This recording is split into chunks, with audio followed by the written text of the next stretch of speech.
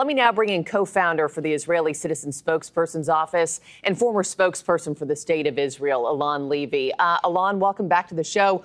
What are you making of Trump leaving G7 early and then sending out the Truth Social post last night, warning Tehran to evacuate while they still can? I mean, do you think the United States is on the verge of direct involvement, or is this a scare tactic to get Iran to even come to the table? I think President Trump likes a winner, and he notices that Israel is absolutely winning the October 7th war against Iran. It's difficult to overstate just how completely Israel has defeated Iran's defenses in the last few days.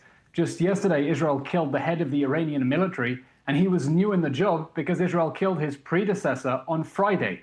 Israel's taken out about a third of Iran's ballistic missile launchers, attacked its nuclear facilities, and President Trump understands that the Iranian regime is in no position to demand anything in negotiations now other than its surrender. And if we want real peace, real enduring peace in the Middle East, it has to come through the defeat of Iran's nuclear program, its ballistic missiles, and the axis of terror that has spread chaos throughout the region. This is not the time to throw the Iranian regime a lifeline. And to piggyback off what you're saying there, I want to show, part of this video that the IDF actually sent out just hours ago. Israel sent out this stark warning last night to nations across the world in this video saying, if we don't stop them, you're next. Here it is playing in on the right-hand side of your screen.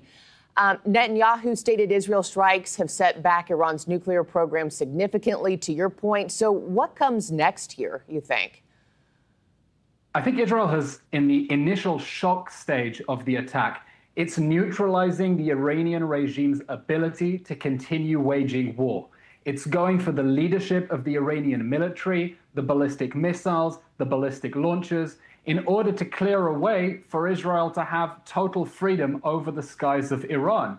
And Israeli jets are now circling freely over the skies of Tehran. I mean, imagine if the Allies could fly freely over Berlin in September 1939. And Israel is now going for the destruction of the Iranian regime's enrichment capabilities. President Trump said the Iranians had a chance to strike a deal. They didn't take it. They took America for suckers. During the negotiations, they were making progress towards building a nuclear bomb and enriching the uranium for it. So Israel is now saying the Iranians are this close to a nuclear weapon, this close to building more ballistic missiles, and now is the time to dismantle that because they didn't do it peacefully when America gave them the chance. And speaking of America giving them the chance, I know Axios is reporting a potential sit-down between U.S. Envoy Steve Witkoff and Iranian officials sometime this week. Although I will say that Trump just sent out on Truth Social this morning, he said, I have not reached out to Iran for peace talks in any way, shape or form. But if a deal is reached at some point, what specifics would have to be included in that package for Israelis to be satisfied? You know, it's laughable to talk about peace talks with Iran.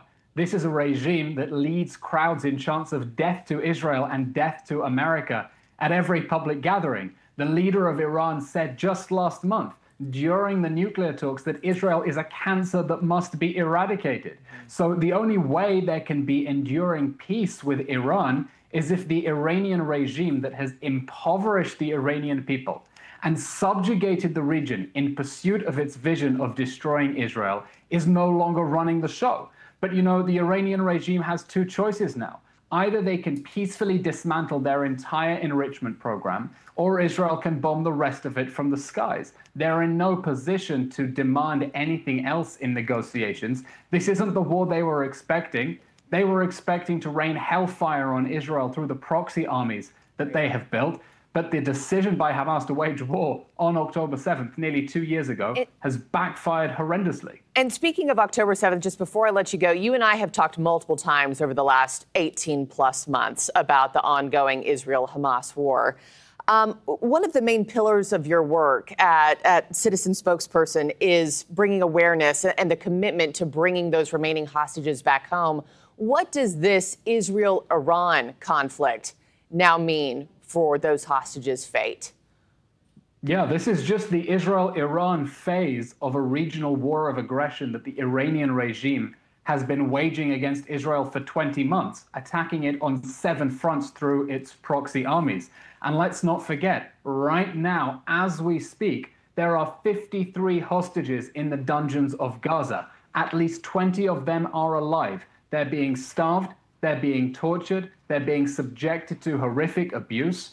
And Iran is the main patron behind the terrorist regime holding them hostage. So I certainly hope, as part of any agreement that might be reached with Iran on the terms of its surrender, because Iran is not in a position to demand anything else, they will pressure Hamas to release those hostages and allow this war to end on the Gaza front as well. Eylon Levy, I have to end it there, but thank you so much, as always, for your time, and we'll be checking back in with you shortly.